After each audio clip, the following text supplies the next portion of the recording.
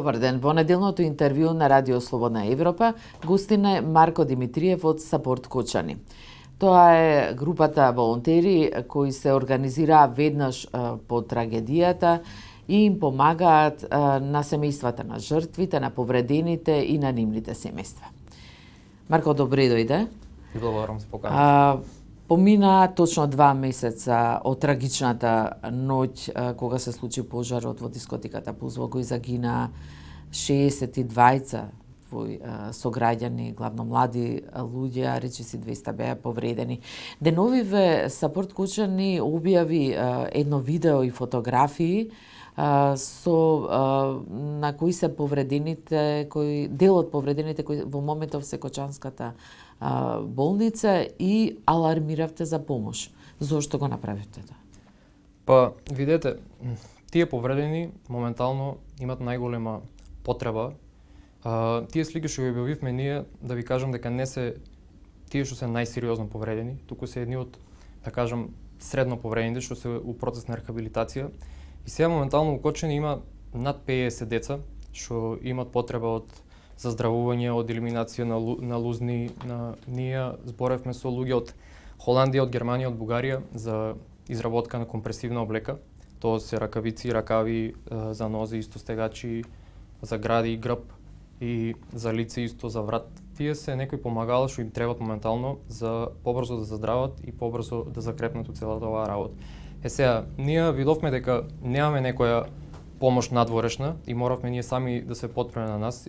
Од Кочанската болница дојдоа кај нас и имавме еден разговор каде што заедно со работка пробавме да најдеме начин да им помогнеме на тие деца. Така да се што правиме ние моментално у Кочани, правиме за доброто на тие деца и да видиме како можеме да ја помогнеме ние кога веќе гледаме дека на некој начин се малце запоставени. Од Министерството за здравство одговорија дека болницата во Кочани има сали каде се третираат пациентите со изгореници, иако вие велите дека тие се во опасност да не може да им се вршат преврски. И од Министерството велат дека станува збор само за 20 вакви пациенти кои сепак се префрлени на клиниката за пластична хирургија во Скопје. Видете, ние уште на почетокот, значи сите доктори многу помогнаа оваа ситуација, значи посебно Кочани, Штип, Виница, Скопје, многу професионално си ја врше работата. Децата што беа пратени надвор, одлична структура, се беше како што треба.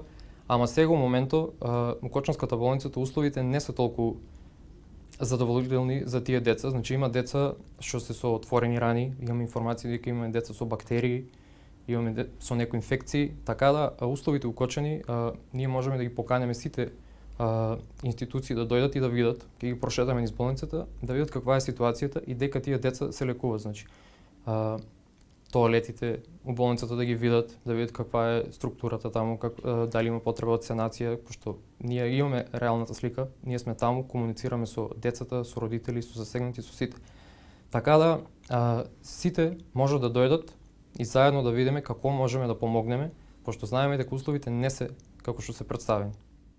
Велите дека и од самата болница побарале помош. Очекувате ли властите да реагира? Дали реагираа воопшто и ве исконтактираа од како ова го објавивте? Видете, ние уште од самиот почеток кажавме дека ние сме отворени за соработка со сите што сакаат да помогнат на Кочани. Значи без разлика од која партија, од која структура доаѓаат, на која функција се. Ние нашата примарна цел е да им помогнеме на сите деца. Прво беше да ги вратиме сите у Кочани, живи и здрави. Сега, од како поголем дел, уште има надвор што се лекуваат, нели, се вратени да им помогнеме што подобри услови да имат и побрзо да закрепнат.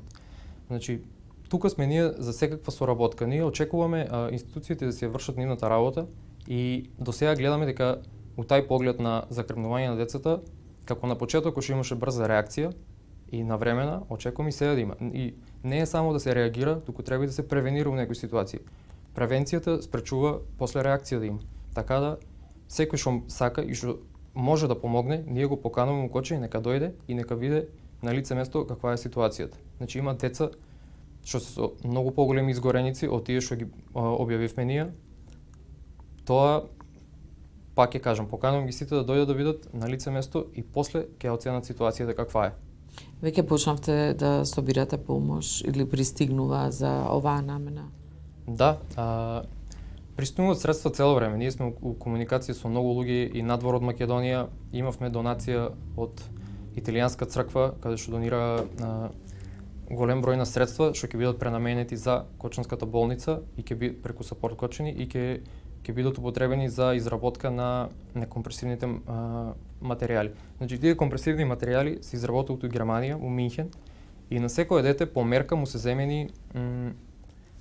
е земена мерка од секој дел на телото каде што е изгорен. Значи, претходните 2 дена у Кочанската болница, не знам дали и денеска, се врши евалуација, проценка и после според тие мерки ќе бидат изработени компресивните материјали. Која врши евалуацијата? Евалуацијата ја вршат луѓе од Бугарија, од Холандија и од Германија, од Health 2000 од Бугарија и фирмата се вика Юзо. Тие дојдоа преку Сапорт Кочани? Да, тие дојдоа на повик од градска болница Кочани, преку Сапорт Кочани, имавме состанок завчера утрото, сите заедно, и они се упатија после кон болницата да си ја вршат нивната работа. Кочанчанец минатата недела се врза за бандера сред площад во Скопје во знак на протест кој вие го поддржавте и обвини дека сите го заборавија Кочани. Го заборавија ли? Па како што гледаме дека не е у фокусу моментално Кочани, колку што треба да биде. Пак ќе напоменам, значи у Кочани има над 50 деца што се лекуваат моментално, а гледаме дека нема некое покритие за нив и фокусот на јавноста не е у Кочани моментално, за жал. Како би го опишале Кочани денеска 2 месеци по трагедијата, еве со неколку зборови? Како да се опише? Кочани е уште тажно, уште има болка, осеќа се.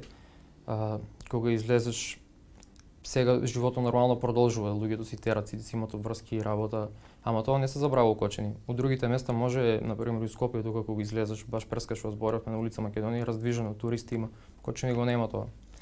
Пак ќе кажам, над 50 деца се у болницата, родители доаѓаат кај нас у канцеларија, доаѓаат повредени деца исто така. Ние гледаме каква е ситуацијата.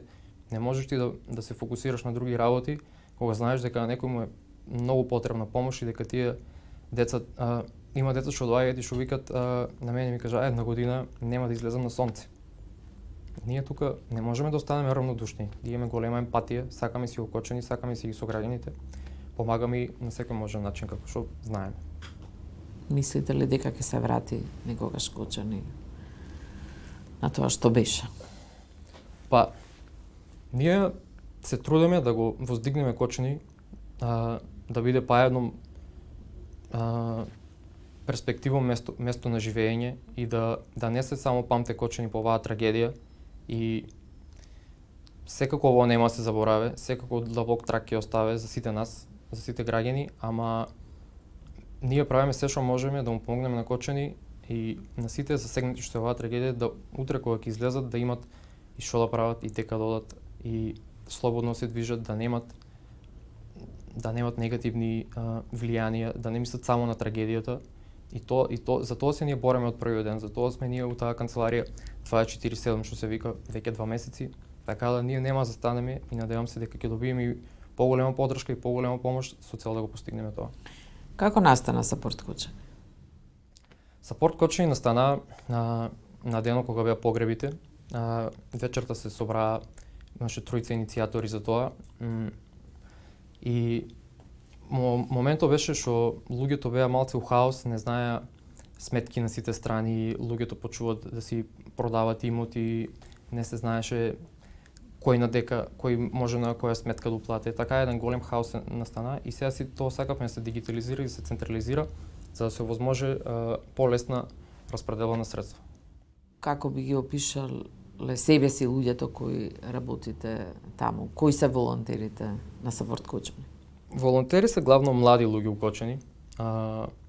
Тоа се едни дечки што безрезервно си ја трошат, си ја користат енергијата со цел за да помогнат на сограѓаните. Таму има луѓе од сите сфери, има програмери, маркетинг што работат, има глумци, има професори, има луѓе што се у финансии, адвокати, се живо, значи од секој систем кажуваме дека има луѓе, студенти, има средношколци, имаме исто така. Таму има владее една многу позитивна енергија и таму се работи само на решавање на конкретни проблеми, на разговор за конкретни дела. Сега веќе научивме сталожено да реагираме на некои ситуации. На почеток кога беше малце по-хаос, беше по-емотивно. Сепак спомнавте, властите сепак брзо реагираа. Многу брзо беа однесени повредените во болници во странство, на многумина тоа им го спаси и животот. Сепак има некаква соработка или реакција, не е се така црно или е? Да, не, секако има, значи на почетокот пример Министерството за надворешни, тоа што се направи со праќање на децата надвор беше супер реакција. Исто така доктори, лекари, медицински персонал, волонтери од Црвен крст, ние знаеме ситуации што стварно не се спале по 2 дена и се биле по болници и се стварно многу добро реагирале. Исто да кажам за претседателката дека директно од Рим кога беше денот на погребот папата дојде укочени за хуманитарната аукција што беше да придонесе и она и плюс да ги види проблемите. После на нејзина покана бевме и кај неа. Исто така зборивме за конкретни решени и проблеми што можат да се искористат за да се подобре кочени. Така да имаме тие луѓе што сакаат да помогнат, пак ќе кажам, ние сме отворени за сите. Значи тие луѓе што сакаат, ние сме за нив 100% отворени за соработка. Семејствата на загинатите, но и кочанчани секоја недела протестираат, бараат правда, обвинуваат за селективна правда. Што очекуваат и што мислите што треба да се случи? Родителите си бараат правда и одговорност. На нив никој не може да ги врне децата, никој не ја разбира болката, никој не ја разбира тагата, ниту ја не можам да ја разберам. Ние сочувствуваме сите со нив, ама они си тражат само правда и одговорност за тоа. Не ќе селективна правда и сака да се истера процесот до крај. Верувате дека тоа ќе се случи? Не знаеме што да веруваме веќе. Знаеме каков е нашиот судски систем и колку пропусти има. Не е ни чудо што има само колку 1% добар во него. Така да, ние сакаме да се истера до крај правдата и верувам дека кочани нема да застане додека не се истера правдата до крај. Што значи тоа? Кочани нема за застане ако не се истера до крај? Дека тие луѓе нема да престанат да протестират и нема да престанат да се борат додека правдата не се истера до крај. Постојано се нагласува во Кочани не сакаме мешање на политиката и самиот спомна не е битно од кај доаѓа помош, која политичка партија. Има ли мешање од партии од политика? И зошто го велите тоа? Па видете, како што знаеме, у сите сфери се политики има мешање, ние не сакаме да се мешаме, ние не селектираме, кај нас има луѓе од сите политички партии што се волонтери, ние не дискриминираме по тај основ. Така да пак ќе кажам, ние не огледаме тоа, прво гледаме луѓе што сакаат да помогнат и тоа ни е единствената работа. Значи друг поглед ние на работите немаме у Кочани и у Сапорт Кочани. Но се инсистира политичките партии на страна. Па како што гледаме дека ние како функционираме у Сапорт Кочани, ние сме транспарентни, отворени и кажуваме се јавно како што е. Така да, пак ќе кажам, не занимаат нас партии, не занимаат нас политички гледишта на луѓето, секој си има посебно, така да тоа не ни е на памет ни у прв, ни у заден план, да ви кажам. На есен ќе имаме локални избори. Како се гледа на тоа? Некаква шанса за Кочани или не? Па, не знаеме сега да кажеме. Ебе, како граѓани? Како Ке граѓани на гласаш, Кочани? Па, уште не знам. Имаш очекувања? Не можам да ја предвидам сега иднината. Не знам ни што ќе се случи за 6 месеци у Кочани. Моментално имаме нов градоначалник што е независен кандидат и што си има свој гледишта на работите и што си врше работата потранспарентно, можам да кажам, од до сега што е било у Кочани. Така да има некоја надеж, ама ќе видиме за 6 месеци. Имаш ли пријатели, блиски меѓу загинатите, имаш ли меѓу повредените? Да, за жал Кочани е мало место, сите се познаваме. Имам и загинати пријатели, имам и доста што ги познавам што се болници повредени, има луѓе што уште се у странство, има луѓе што се лекуваат тука. Така да и ја лично сум засегнат од ова, некако толку како другите што имат стварно изгубено некој птен близок, ама таква е ситуацијата. И како се справуваш самиот со тагата, со болката? Видете, пак ќе кажам, сапорт кочење е едно место дека ние уште на почеток кога се собравме, таму на некој начин се справуваме сите со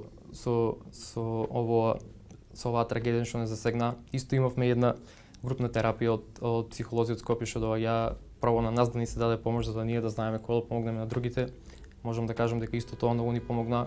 Така да тука ќе кажам охрабрувам ги пасите што имат потреба и што сакат да разговарат со стручни лица и со психолози да го направат тоа кај нас укочени.